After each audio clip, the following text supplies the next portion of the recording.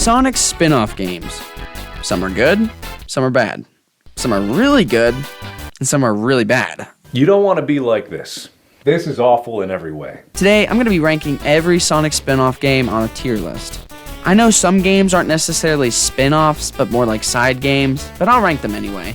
Just a disclaimer, all of these rankings are just my opinions, so if you don't agree with any of my rankings, that's too bad for you, I guess. With that said, let's get right into it.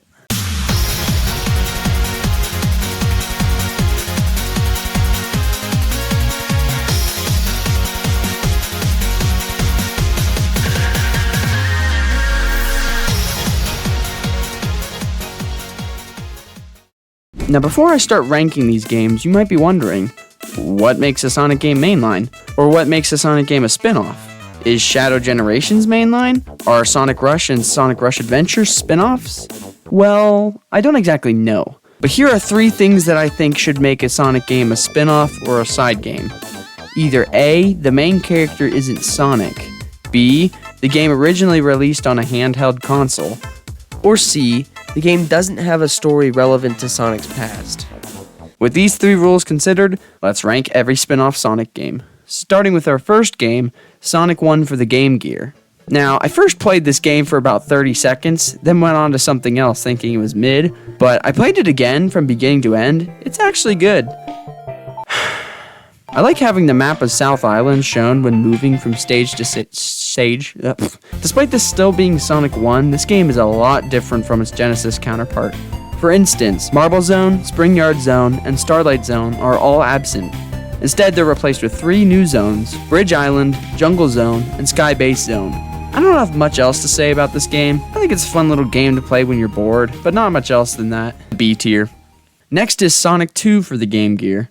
My ranking of this game is pretty similar to the first game. It's a fun game to play when you're bored. I still think Sonic 2 on the Genesis is miles better than this. Get it? Miles? Like Miles Tails Proud. Sonic 2 on the Game Gear is another B tier for me as well, but I think it's slightly worse than the first game.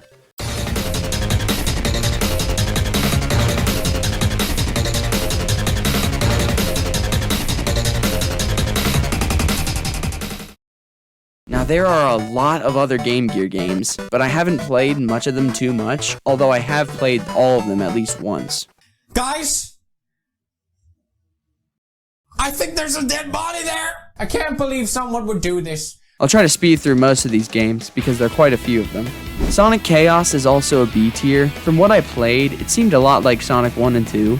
Both Sonic Drifts are C tier. The controls seemed really slippery from what I played, but I would probably like them more if I played them more.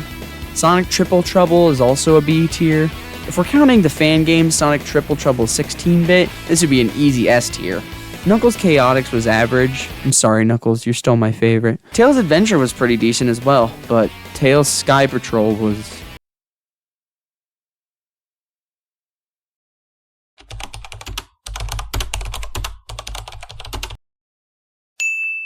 Sonic Blast was a C tier, to be honest. The controls were okay, it's just that I didn't even want to play this game too much. And that's every Game Gear game. I've never actually played Sonic Truffle? I've never actually played Sonic It's Shuffle! Why am I saying Truffle? What is... Ugh. I've never played Sonic 3D Blast or Sonic Shuffle, so I'll make a new tier of the games I've never played. Now we're moving on to Sonic Advance. Sonic Advance is a great game that brings the classic 2D gameplay back with a bunch of new levels and gimmicks. This game certainly has some issues, but overall, it's a very good and solid Sonic game that holds up well today.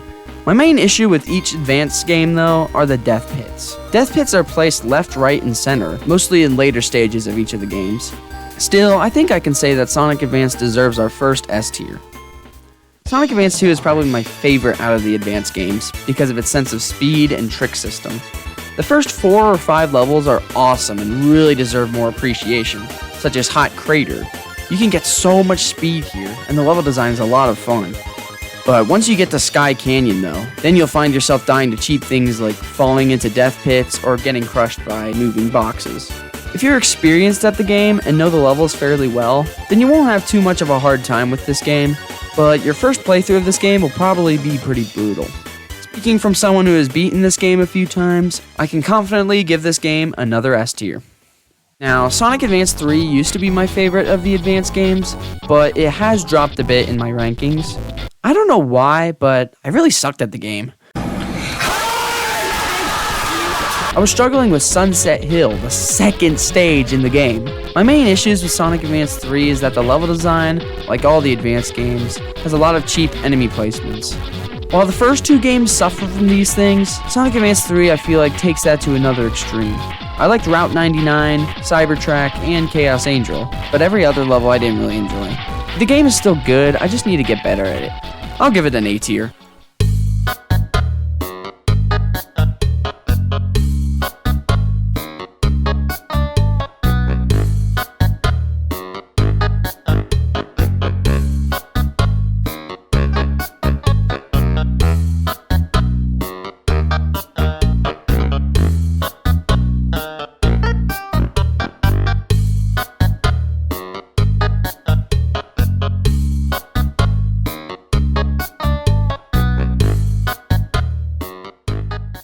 Sonic Rush is an amazing game that has so many things going for it, such as the boost being so much fun to use, the trick system being a great and fun way to fill up the boost meter, and basically everything about this game I really love, except for more death pits. Oh, no. No. Blaze the Cat is a cool character. I really wish he got more recognition these days. The special stages are also some of the best in the series. They can certainly be challenging, but the controls are so good that it always feels like it's my fault if I mess up. The bosses are also some of my favorite. They can also be pretty fun.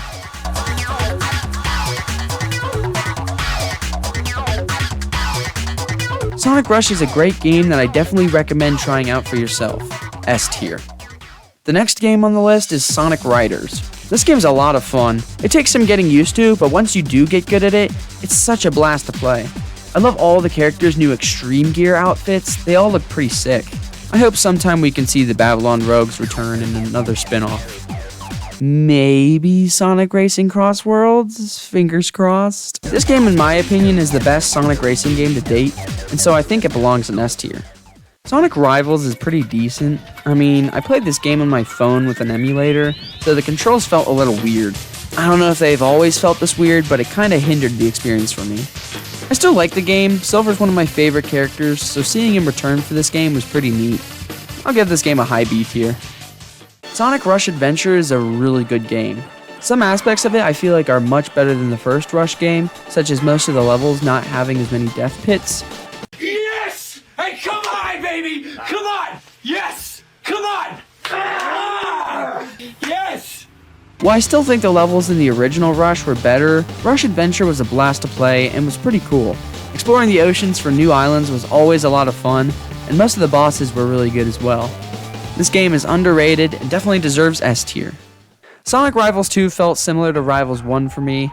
I didn't play it as long as I did the first one, but it was pretty decent as well. I'll give this one the same rank, just because I only played it for like 10 minutes. Sonic Riders Zero Gravity is next, and I think this game's a lot of fun as well. I don't like that they nerfed the tricks from the original Riders, but I can forgive it. I also preferred the drift in the original compared to the one in Zero Gravity, but other than that, I think it's a pretty good game altogether. This is also one of the first Sonic games I played, so I definitely have some nostalgia for it. I'll give it an A tier. The Wii version of Sonic Unleashed, also known as Sonic Unleashed, clever there, was a port of the HD version of the game, and to be honest, I feel like it's a huge downgrade in comparison. Now, the game is still Sonic Unleashed, so it still has the soundtrack and story. However, the gameplay is a huge difference from the HD version. I know a lot of people still love this port. Please don't do this. Mike, you don't have to do this.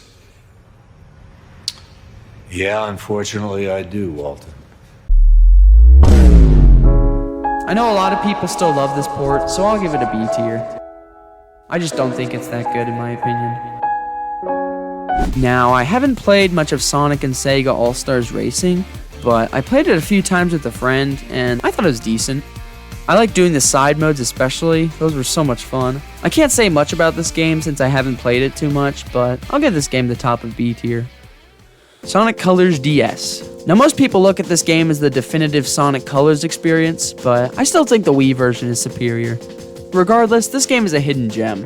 Unlike the Wii version, Sonic Colors DS still feels like a Sonic game, despite beginning the meta era. Past Sonic characters such as Knuckles, Shadow, Silver, Blaze, and more make little appearances, which I think is pretty cool. The special stages in this game are also really fun, and are some of my favorite. I'd say this game deserves A tier, it's really good. I haven't played Sonic Generations 3DS or Sonic Lost World 3DS, so I think it would be a little unfair to rank them, but let me know what you guys think of these two games down below. Sonic Dash is the first mobile game spin-off on this list. It's a pretty basic game, you just swipe left and right, similar to games like Temple Run, although you do get this special meter that fills up called the Dash meter, which basically makes you invincible by dashing into objects and enemies without taking damage, so it's pretty basic. It doesn't really make much of a difference depending on who you pick, but it's still a decent game though, B tier. Sonic Forces Speed Battle is a fun, competitive game where you race against opponents as your favorite Sonic character. Even Big the Cat. I mean, this game must be S tier then, right? I played this game for a while, and I occasionally run into one of two problems. Either A, everyone gets pelted with spammed items, or B, it can be pretty laggy, which would result in an endless victory screen, which won't actually count for a victory, sadly. My favorite characters to use in this game are Extreme Gear Sonic and Burning Blaze. They're both really fun and really good to use. Anyway, Sonic Forces Speed Battle is also a B tier, but can be pretty fun. Next is Team Sonic Racing, which is just a fun game altogether. This game has you race your opponents as a team of 3 characters, and it's pretty cool. Most of the stages for this game are really fun, and I love the music. There are some problems I have with the game, such as Espio and Charmy being absent, and Vector just being on his own. Cream the Rabbit's not even in this game, despite being on Team Rose and getting replaced with Chow. Like, why? Team Sonic Racing I'd say is an A tier game. It can be pretty fun. Now there's a mobile game similar to Team Sonic Racing, but it's just called Sonic Racing. I played this game for a little bit while I had Apple Arcade, and it's pretty basic. I'll give it a B tier. I also love the memes that spawn from this. What up, Sonic Squad? Today we're doing some Sonic racing. Ready? Let me show you how it's done. A lot of people really love Sonic Dream Team, but I never really understood why. When I played it, it was a little fun, but not that fun. Well, first, this game is locked away under the Apple Arcade subscription that you need to play it. I do like the variety of characters, however Knuckles and Rouge lose altitude so fast when they glide, which can be pretty annoying. I still think the game is a high B tier, but it would be better if it was ported to PC. And last, but certainly not least, we have Shadow Generations. Sonic X Shadow Generations was just an awesome game, but I'm specifically going to talk about Shadow Generations. This game brought back iconic stages with extremely fun boost levels. My personal favorite stage was Kingdom Valley. I just loved seeing it come back, and it was so much fun. All the fights might be the most cinematic boss fights we've ever gotten. They're just so good. They even brought back Mephiles the Dark? Enough said, it's top of S tier. And that is my spin-off tier list. Well, at least this list will probably be less controversial than my other one. If you like this video and want to see more videos just like it, please consider subscribing. Thank you all so much for watching, and I'll hopefully see you guys next time.